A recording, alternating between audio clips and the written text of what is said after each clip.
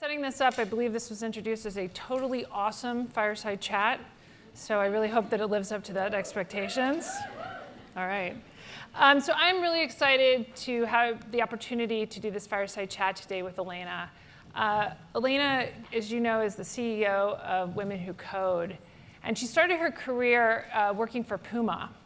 And after Puma went and got her MBA, eventually worked for a company and was helping to design the first volleyball and basketball shoes designed exclusively for women. And she eventually moved into technology, and that led her to a path where now she's the CEO of Women Who Code. And I think the fun fact here is that she's visited, I think, 60 countries, and she also loves chocolate. So please help me in introducing and welcoming Alaina to the stage.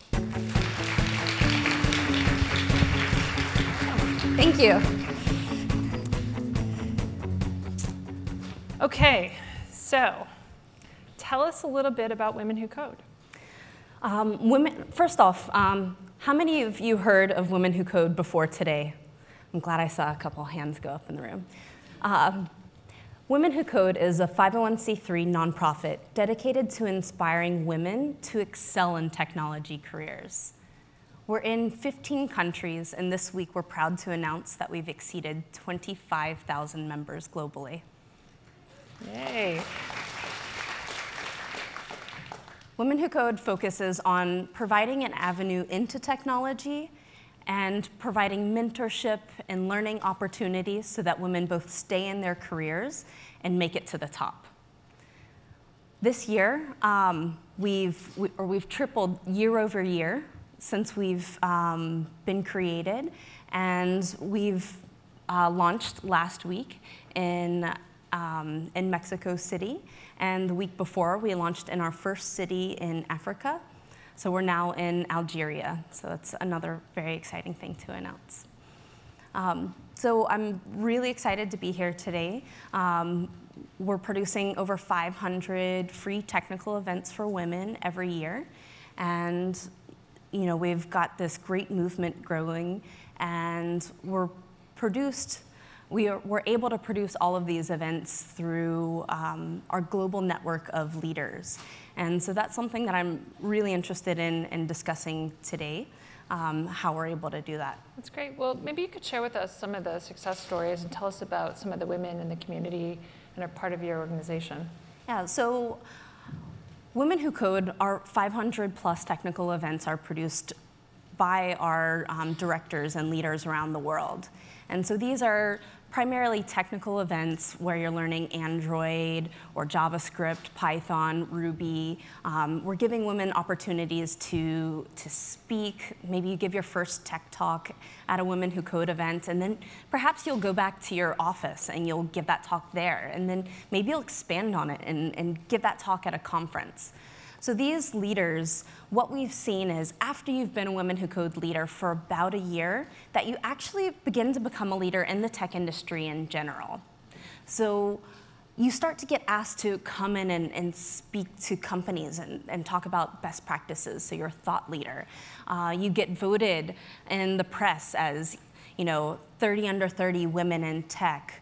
And we also see that they start getting invited to speak at conferences. So you're really shifting from being a leader of Women Who Code to a leader in the tech industry in general, which is something that we're really trying to do. And today, we actually have our leader from Atlanta in the audience, and that's just an absolute coincidence.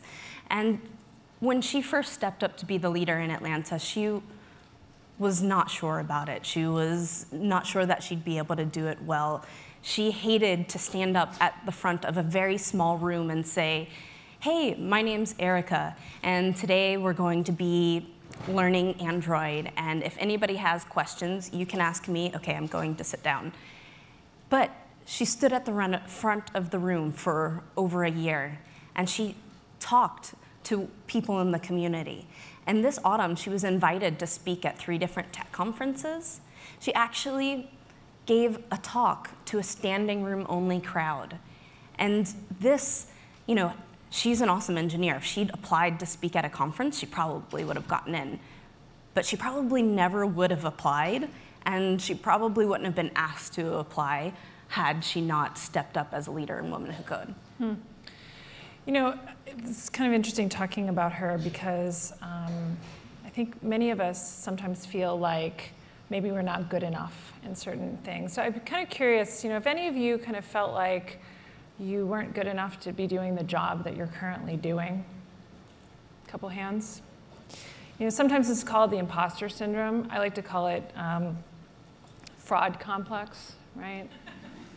It's the way I always like, I don't know how I got here. And so, you know, some of the advice that we're given is, you should fake it until you make it. Not sure what that means, but I'm kind of trying to follow that advice. I'm kind of curious, you know, what have you seen and any advice that you have for women in this situation? And maybe based on your own experiences, because I read an article recently that you kind of made a comment that you felt this way at one point in your career. I definitely felt this way myself. I'd been working with Women Who Code for over 2 years. I was a leader in the organization, and I had come into this role without ever having the goal of becoming a software engineer. I wanted to learn how to code, and I did learn how to code. It's really fun, but I didn't have the goal of becoming a software engineer, and so I thought, well, I can't run an organization getting women to become and excel in careers in software engineering if that's not who I am. And so finally, I just had to say to myself, you know what? If a software engineer takes this role, then we're actually going against our mission because she wouldn't be a software engineer, so I guess I can do this. And so I had to actually convince myself that it was okay for me to step up and be a leader in the organization. Actually, you have a pretty amazing story as well. Would you be willing to share it? Who's interviewing who in this? So Alaina and I were chatting earlier. As Suzanne mentioned, when I had this opportunity to go to Motorola, I was working at Google on acquisitions, and I was involved in a lot of the work up until the point where Google actually acquired Motorola. And at that point, I was asked if I would go and be the CIO, at which point my eyebrows went up, similar to somebody here in the front row. Me? Yeah, I'm like, there must be somebody sitting behind me. And I couldn't believe that somebody would actually have considered me for that role. And it really took me a while. I mean, it was a huge opportunity. It was a huge organization. I was taking on a team of 600 employees, 600 contractors. I'd managed a team of about 150 at max before. So it was it was one of those opportunities where I kept saying I can't possibly be qualified for it. But everyone kept saying, no, we actually want you to take the role, and I did. And what I'll say is I learned a lot about myself through the process. And I think, I read a lot about sometimes we have to take the opportunities that are presented sometimes, even if they seem like they're well beyond something we can actually do, because everyone knew that I hadn't been a CIO, right? I had a lot of resources, a lot of people, a lot of advice, a lot of mentors, and it was really incredible. And the good thing is that, now I've learned a lot about myself through that, which is really important. Yeah, so with Women Who Code, we really work to make sure that you have a network of people so that when you start to run these things through your mind, like, can I be the CIO of Motorola? Yes, you can. That's fantastic. Should have called you at the time. Or, I've been in my role for 2 years, when is it time to ask for a promotion?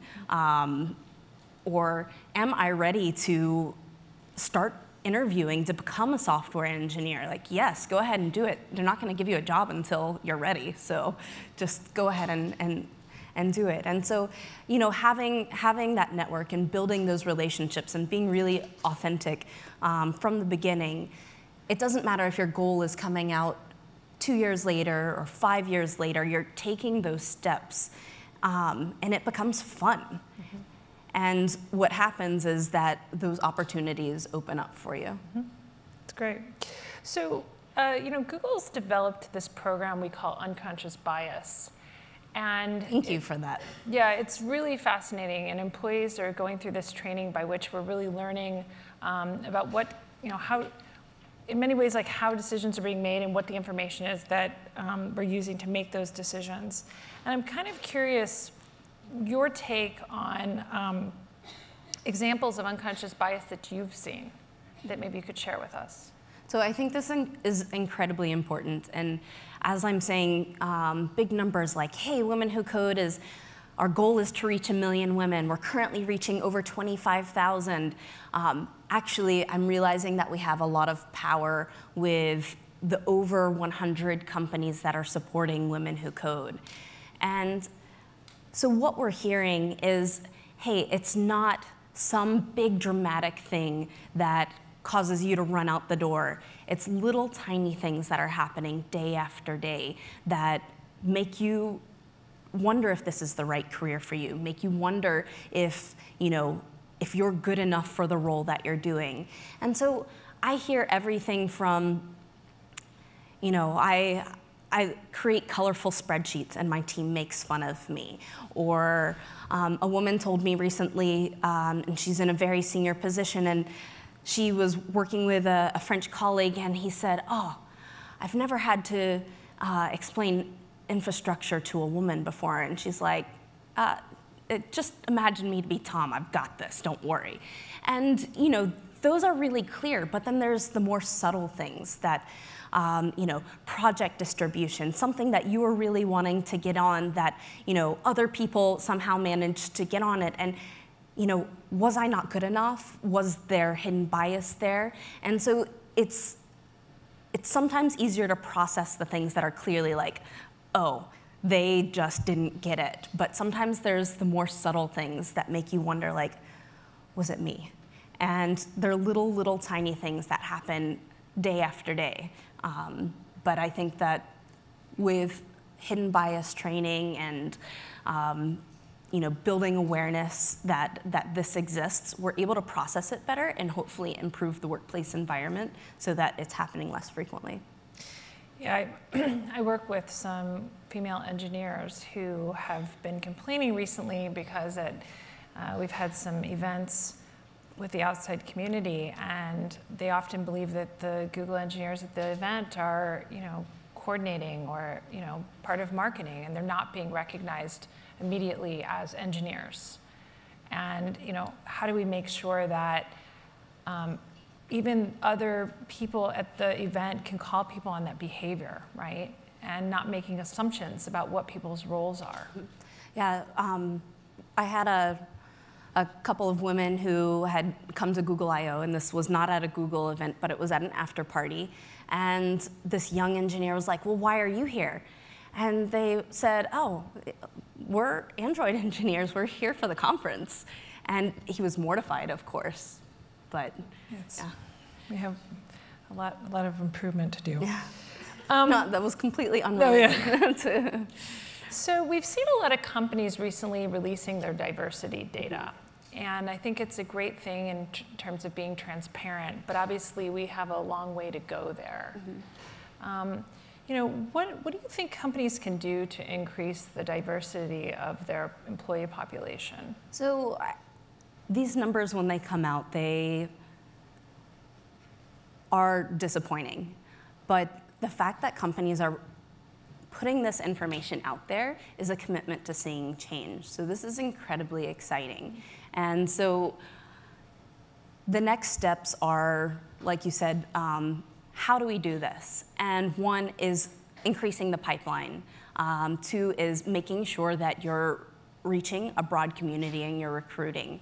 And then the other side is that numbers are coming out like 56% of women are leaving their technical careers at the mid-career level after about 10 years.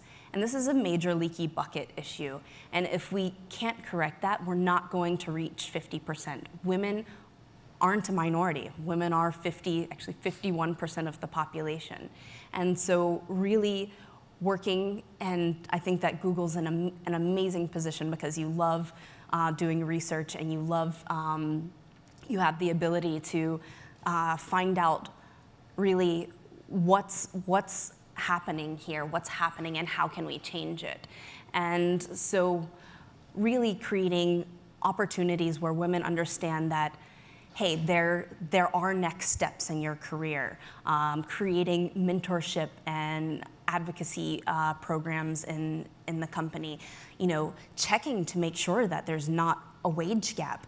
And it's tough to tell a company to make a decision that's not fiscally responsible. But the reality is if you know that you're earning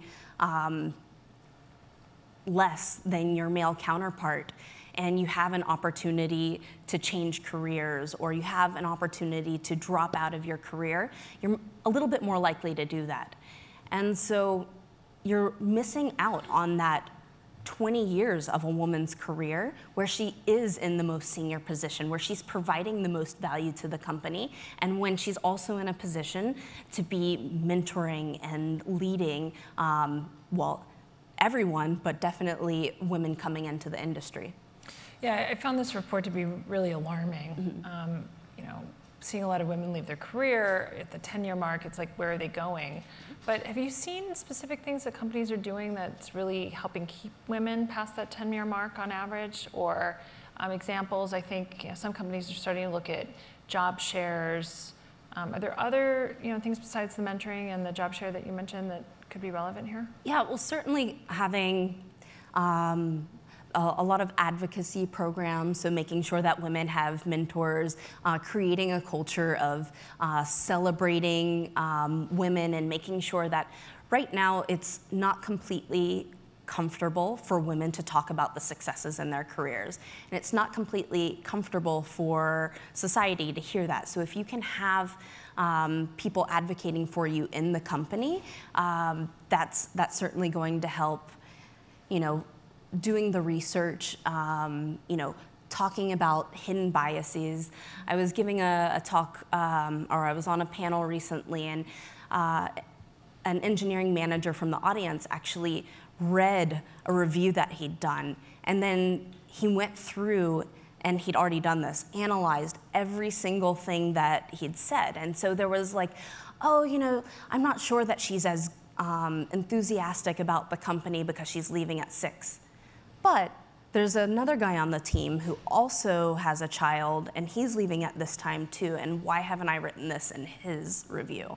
And so it was really interesting and incredibly revealing to these little tiny things that were the hidden biases. And so yeah, certainly that's another thing that companies can be doing, but creating clear pathways for leveling up in your career, having plans around distributing great projects among team members, and really making sure that there's opportunities to stay and level up in the company. That's great. So people used to ask me, what is one thing that you observe that women do quite a bit? And something I've noticed is I go to a lot of meetings. That tends to be my job now. And there's the main table, and then sometimes there's seating like on the outside of the room, right, the overflow. And my observation is that I see a lot of women sitting at the outside, right? They don't sit at the table. And so I observe this quite a bit, and now I encourage, if I'm the one in the meeting, running a meeting, I will actually call various women from the outside to say, you need to sit at the table. Especially in engineering teams where it's more male-dominated and the numbers are fairly obvious. What observations have you seen, just like a behavioral thing that you see women doing that men aren't, that you could sort of advise this group as some takeaway that they could do starting tomorrow? Yeah, bragging on yourself. And that sounds terrible, but the truth is, if you don't champion your successes, it's not going to get heard. And so definitely making sure that people know that you led this project, that you received a promotion, that you're giving this talk, and getting the word out there. And that's how you're going to make the difference between, hey, here's 2 great people who've been contributing in this company. This is who we're going to promote. You know, oh, I heard about this person, and we're going to try and get her to come over and join our company now in a higher position. So this is kind of relevant. There's this new initiative, Applaud Her, that you're doing with Women Who Code. Can you talk a little bit about that? Yeah, so this goes back to the whole idea that it's a little bit difficult for women to celebrate the everyday successes in their careers. And every time I talk about it, I'm like, does this really exist? Am I crazy when I'm saying it? Is everybody gonna start shaking their head? And recently I was speaking with a woman who was director of engineering, and she said, you know what? I'm now senior director of engineering, and I've been too embarrassed to put it on my LinkedIn profile. And this is crazy. She was too embarrassed to put it on her LinkedIn profile, so it absolutely exists. And so Applaud Her is a theme that Women Who Code is weaving into every single thing that we do, because one of our long-term impacts is that we want it to be comfortable for you to talk about the successes in your career. So Women Who Code's Diverse Code, it's a newsletter that we send out on a weekly basis. One of the things that we include in there are your successes. So please, of course, sign up for the Diverse Code at womenwhocode.com, but please send us your successes. We want to be celebrating you, and you're all having these. Actually, who's been promoted in the past 6 months?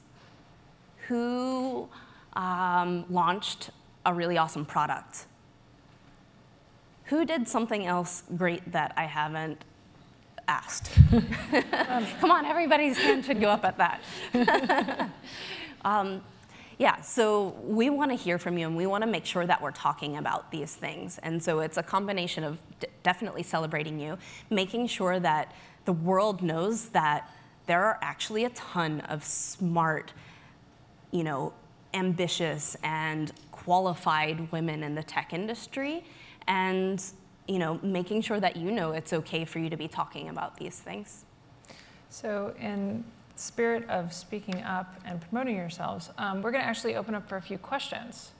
So there's some mics floating around, which I don't see the mic people, so why don't we take a question in the back, and I can at least repeat it.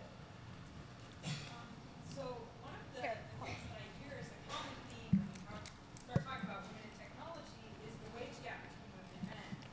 But one thing I hear constantly mirroring that is an unwillingness for the tech industry to be really honest about how they compensate their employees. Companies don't want to tell other companies how much they pay their people.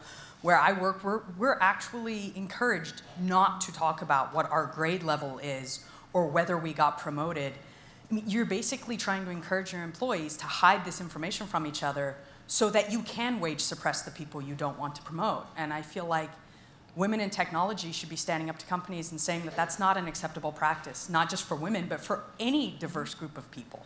Because I feel like I don't understand any benefit other than to discriminate that there is in hiding people's accomplishments from each other. Yeah, I agree. The research definitely needs to be done. Even if you're taking everyone's name out of it and analyzing it based on, hey, similar job titles, this is what's making, do we have a problem?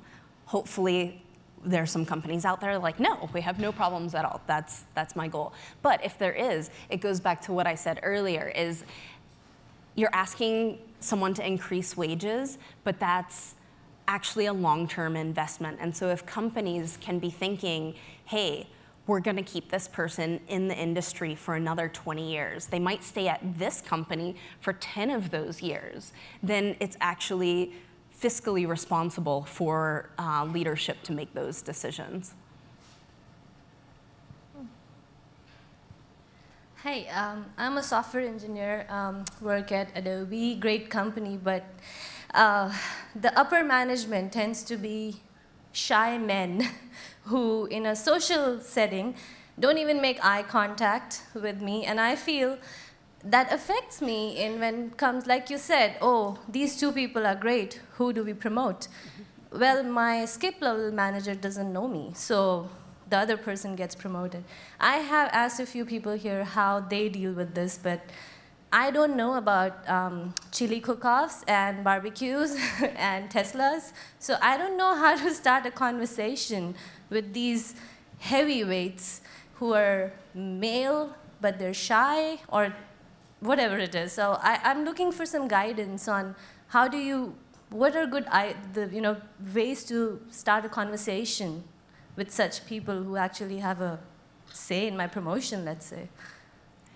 Yeah, so I think generally finding some small ask, because they're shy, they're very busy probably as well, and then breaking the ice, because they're probably acting that way because they're shy.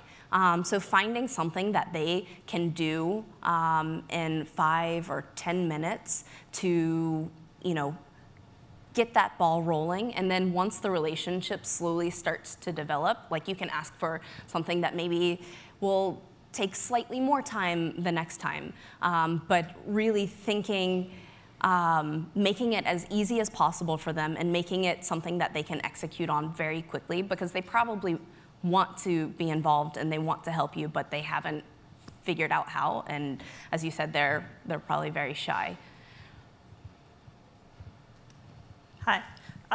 So I'm a user experience designer, and the company that I work for is, so all the people at the top are men, like most of the time.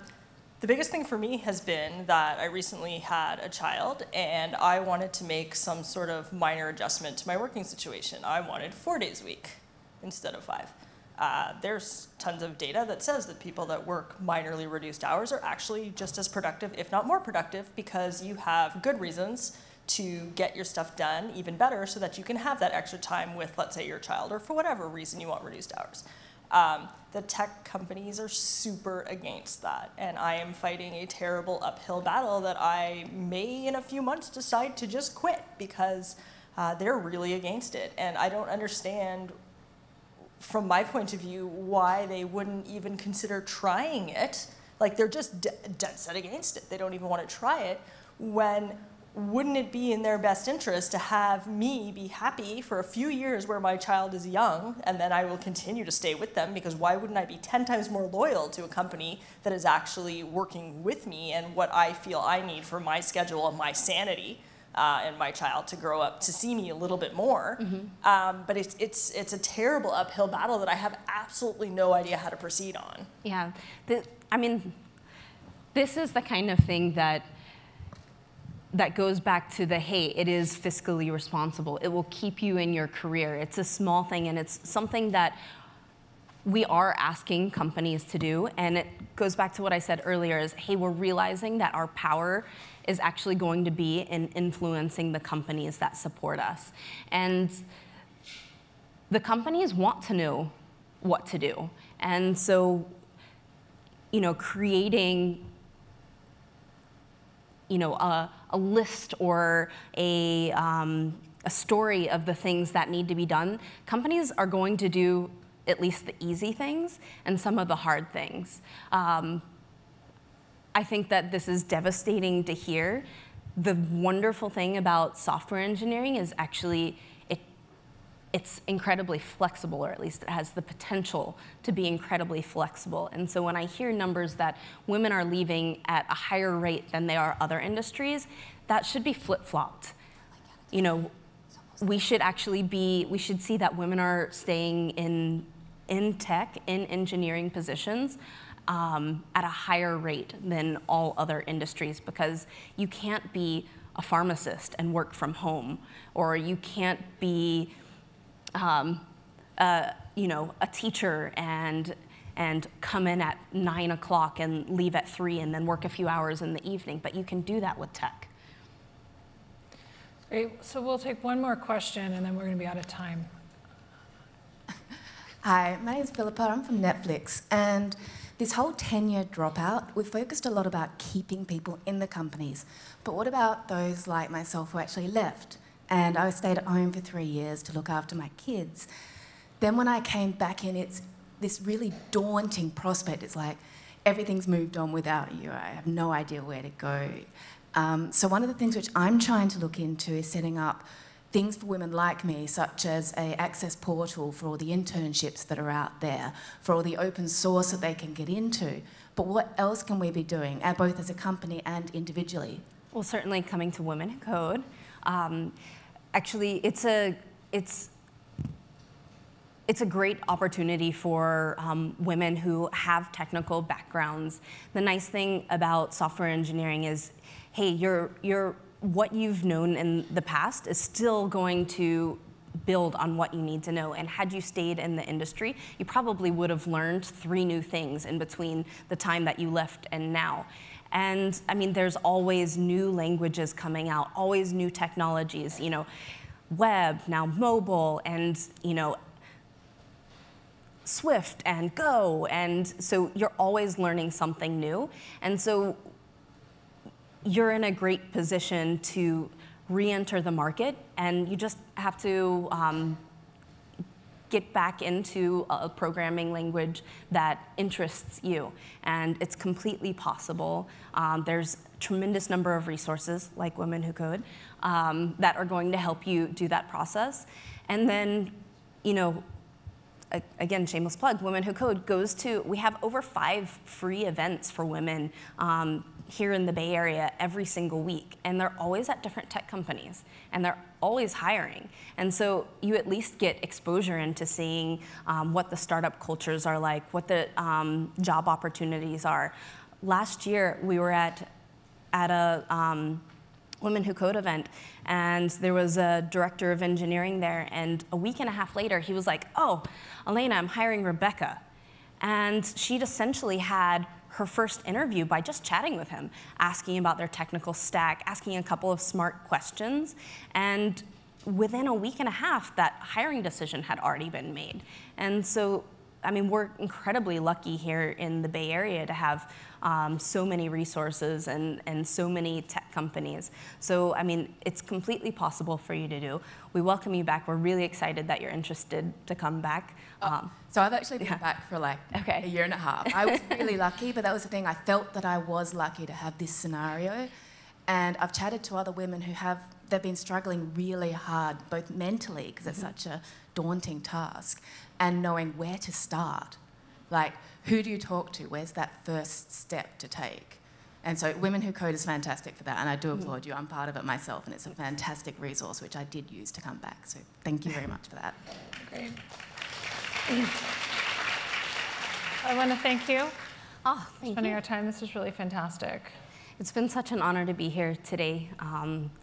It's great to see so many amazing technical women in a room, so many smart women in the room. So thank you very much. Thank you. Thanks.